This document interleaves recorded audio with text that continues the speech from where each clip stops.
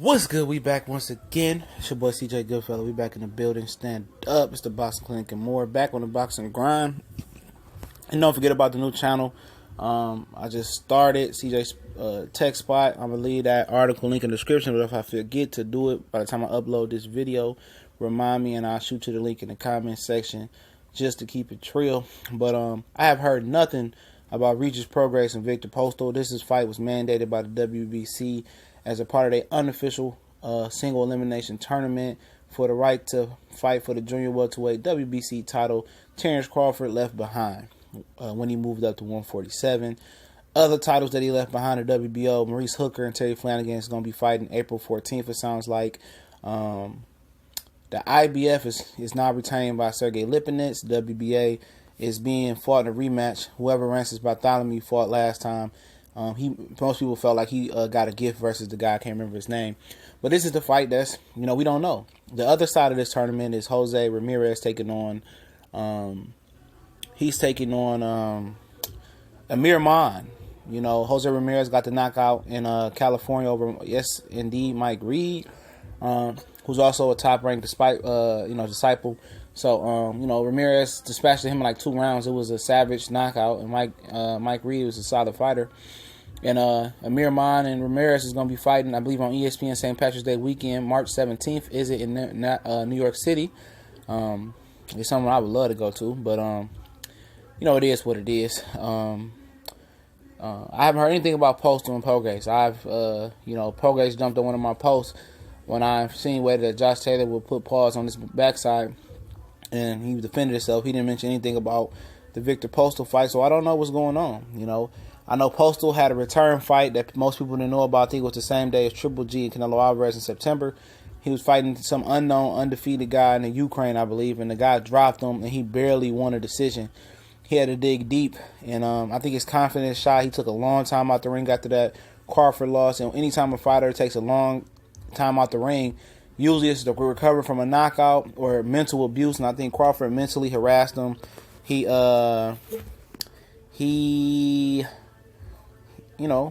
dropped him a couple times, and I think he's a shot fighter mentally.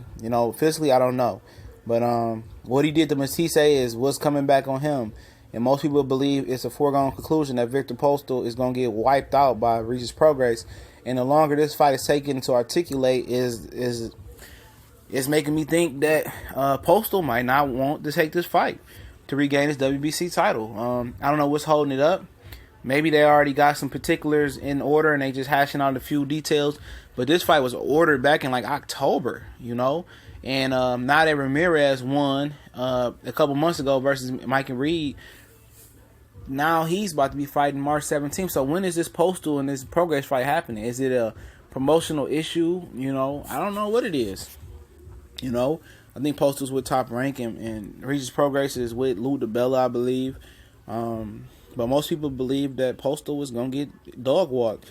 But if Postol got anything left, it'll be a good fight. But I do believe Prograis, he said he wants to one-up Terrence Crawford and knock him out.